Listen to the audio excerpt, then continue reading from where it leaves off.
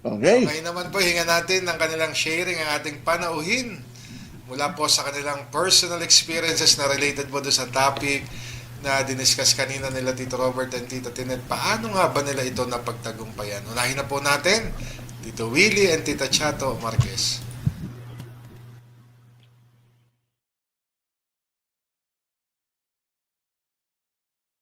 Nanood ngayon. Ang sharing namin ngayong gabi ay umaaninag sa buhay ni Ruth at ng biyenan niya. Madami na kaming pagdaan ng pagsubok sa buhay naming mag-asawa. Sa kabila ng mga ito, nawala ang pananalig namin sa Panginoon.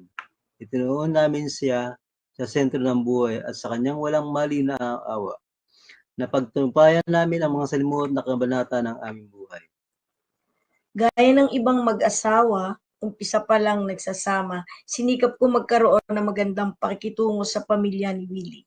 Subalit nung una pa lang, hindi naging maganda ang umpisa ng relasyon ko sa aking mga biyenan. Dama ko na may pag-aalinlangan sila sa akin dahil siguro mas matanda ako kay Willie at may anak pa sa una. Tutol ang mga magulang ko sa pag-aasawa ko kay Chato. Wala daw kasi ako magiging magandang kinabukasan sa kanya. Kasi nga daw, mag-aalaga lang ako ng matandang tao na magiging mabigat lang siya sa akin. Sa kabila ng pangungutya ng mga magulang ko, ginawa kong ipaglaban si Chato dahil mahal ko siya. At pagmamahal kong ito ay nahantog sa pagpapakasal namin. Noong ikinasal kami ni Willie, nagsarili agad kami, bagamat nanirahan kami doon sa malapit sa aking mga biyanan. Kapwa na kami, nagsumikap ni Willie upang wala silang masabi. Nagtrabaho ako ng maayos at ganun din si Willie. Ipinakita namin hindi kami aasa sa tulong nila. Sa kasamaang palad na wala ng trabaho si Willie, ako na lang ang naiwang nagtaguyod sa aming pamilya. Gayunpaman, sa awas, nakapagpasya ang kita ko sa mga pangangailangan namin.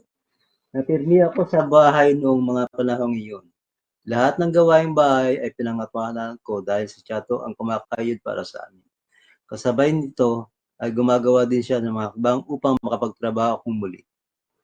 Patuloy ang pagbigiging malayo at malamig ang loob sa akin ng mga biyanan ko. Kahit ang mga anak ko, malayo din sa loob. Sa gitna ng aming paghihikahos, ni hindi man lang sila umalok ng tulong. Dagdag pa, may mga nadidinig din akong hindi maganda patungkol sa akin na galing sa kanila. Minabuti kong itikom ang lahat ng ito. Bagkos, pinakitaan ko sila ng maayos na pakikisama. Lahat ng paraang alam ko, ginawa ko para lang mapalapit ang loob nila sa akin at sa mga anak ko. Dala na din na marahil ng sama ng loob ko sa sitwasyon namin. Naging madalas ang pag-iinom ko, naging pabaya ako sa magagawaing bahay. Sa wari ko, hindi ako mahal ng magulang ko, kundi dahil hindi nila kami sinusuportahan ngayon, nakalugmok kami sa problema. Dahil sa aking bisyo, naapektuhan ang pagsasama namin ni Chato. Nag-aaway kaming madalas na umiikot sa aking pag-inom at sa pagiging pabaya. Tila nawala ng pagrespeto sa aking mga anak ko dahil sa pag-inom ko, napansin kong hindi nila ako kinikibuan. Ang panganay ko ay nag-asawa at nagpa siyang lumayo sa amin. Yung pangalawa ko, tila ginawa ng pag-iinom ko na dahilan ng pagrebelde niya sa akin. Naging manginginom din siya. Nagpapasalamat naman ako sa aking bunso dahil siya ang naging daan upang makipagbalikan kami mag-ama. Siya rin ang naging daan upang magbago ako at maituwid ko ang landas ng aming pamilya. Kahit nagalit sa akin ang mga biyanan ko noong mga panahon yon, ako pa ding suyuin sila sa pamamagitan ng pagbibigay ng galang sa kanila. Inaayunan ko ang kanilang kagustuhan, ano pa man ang mga yon. Naging masunurin din ako. Lahat at hindi ako kumikibo o sumusumbat kapag nagsasalita sila. Ang lahat ng ito ay nagawa ko dahil sa pagmamahal ko kay Willie at sa aming pamilya. Sa loob ko, bukas mas mabuti na ito para di naman maan ko kung bakit nagkakaganito sila sa akin.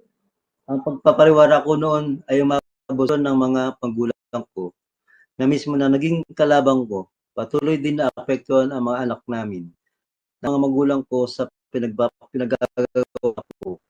Itangan nila ako at pinagsabihan na masakit ngunit makatotohanan ng bagay. Sa puntong iyon, pinakita nila ang pagpanig nila kay Chato. Ang mga sakripisyo, pagpapakumbaba ni ginagawa ni Chato. Alang-alang sa aming pamilya ay nagbunga din ng dahil nagsuot ito nagpapakita ng buong ang magulang ko na concern sa aking asawa. Marahil noon, ayaw lang talaga nila ipamahala sa kanilang tunay na damdamin. Pero sa pagkakataong iyon, nadama ko ang pagmamahal ko at pagsunsun sila sa asawa ko. At isinarili ko ang tuwa ko sa nakita ko at nadaramdang mabuting pagtingin at pagkalinga sa akin ng mga biyanan ko. Maraming sinabing masasakit na bagay ang mga magulang ni Willie sa kanya. Sinabihan pa siyang lumaya sa aming tahanan kung hindi siya nagbabago. Dito ako nagkaroon ng matinding pangamba dahil baka ito pa ang maging dahilan sa pagkawasak ng aming pamilya. Nangamba ang buong pagkatao ko dahil nakita ko na baka ang mga kinikilos ko ang maging dahilan sa pagkabubuwag ng pamilya ko. Kaya buong pagkakakumbabang loob kong aking humingi ng tawad sa kanilang lahat, lalo kay Chato at sa aming mga anak. Batid kong hindi ganong kadali ang ako'y patawarin nila dahil sinasaktan ko silang lahat sa mga ginagawa ko. Gayunpaman, sinikap kong maging ang lahat ng para sa dapat sa pagkapatawad nila. Nagsisi ako at nagpasyang isuko ang sarili ko sa Panginoon. Bagamat napakasakit ng mga ginawa ni Willie sa aming mag-ina, hindi ko magawang hindi siya patawarin dahil ang pagpapatawad sa mga nagkakasala sa atin ang turo ng Diyos. Nagpasya din akong ibalik ang tiwala ko sa Kanya. Pinanghawakan ko ang pangako niyang magbabago na siya. Nagpapasalamat ako sa Panginoon Diyos dahil sa kabila ng mga kahinaan natin bilang tao, iniluklok niya sa ating mga puso ang pagmamahal sa kapwa, gaya ng pagmamahal niya sa atin. Matapos ang sigalot sa aming pagsasama, lalo pang napamahal na ako sa aking mga biyanan. Naging susi dito ang desisyon kong magpakumbaba, magbigay galang sa kanila, at magsakripisyo para sa pamilya ko. Alam kong kahit papano ay makikita ito ng aking mga biyanan at na-appreciate nila ito. Kaya marahil sa kalaunan, napamahal ako sa kanila.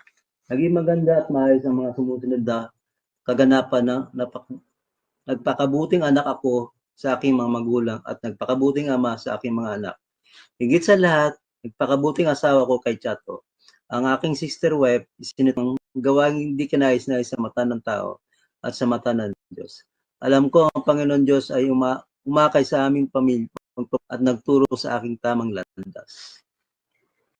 Salamat namin kay Lord, nag-serve kami ng todo sa Kanya. Sumapi kami sa Buklod 2 ME Community at member din kami ng BEC sa aming parokya. Si Willie ay isang lay minister. Kapwa din kami member ng music ministry ng Buklod 2.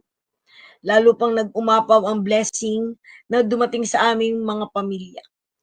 Nang makapasok si Willie sa kumpanyang pag-aari ng kasamahan namin sa community. Malaki ang pasasalamat ko kay Lord dahil sa nakapagtrabaho ako at nagkaroon ng income na makakadagdag sa tustos ng pang-araw-araw naming gastusin. Sa ngayon, kami ni Chato ay nahirang na head ng service ministry ng aming community. Isang gawain na buong buo naming tinanggap at ginampanan sa lahat ng mga kakayahan. Sa dinami-dami ng pagsubok na pinagdaanan namin ni Willie, hindi kailanman mawawala sa aking pananalig at pag-ibig sa Diyos. Kahit sa umpisa, hindi ko kasundo ang aking mga biyanan. Hindi ko ginawang talikuran at iwan sila at ganun din sila sa amin. Ang mga sama ng loob at hinanakit na namagitan sa amin ay tuluyan ang naghilom. Saan man kami dalhin ang aming paglalakbay bilang mag-asawa ni Willie, batid namin kasama namin ang Panginoon Diyos. Naway nakapaglulot ng magandang aral at inspirasyon sa aming mga kapatid kay Kristo ang naging kwento namin ngayong gabi. Salamat sa Diyos. Salamat Salamat sa sa ME. ME. Salamat sa inyo. Ang ganda yung kwento nyo. Ang ganda. Bait naman nun Salamat ka. sa inyo. Talagang may team couple na po tayo. Oo, ang ganda. Hindi sa sumuko sa biyanan niya. Okay. So patuloy po nating papaalalahanan yung ating mga viewers na hinihiling po sana namin nasagutin po ninyo yung ating reflection questionnaire ngayong gabi. Ulitin Ang natin. atin pong tanong, how do you treat your in-laws? Kasama po dito yung inyong parents-in-laws or son or daughter-in-law as the case may be, and how do you feel about it? Paano mo tinatrato ang iyong biyanan o manugang? Sasagot ako. Ano ang damdamin mo tungkol dito? Yun. So kung buhay pa yung biyanan nyo at saka yung may manugang kayo, pwede nyo sagutin na parehas po siguro.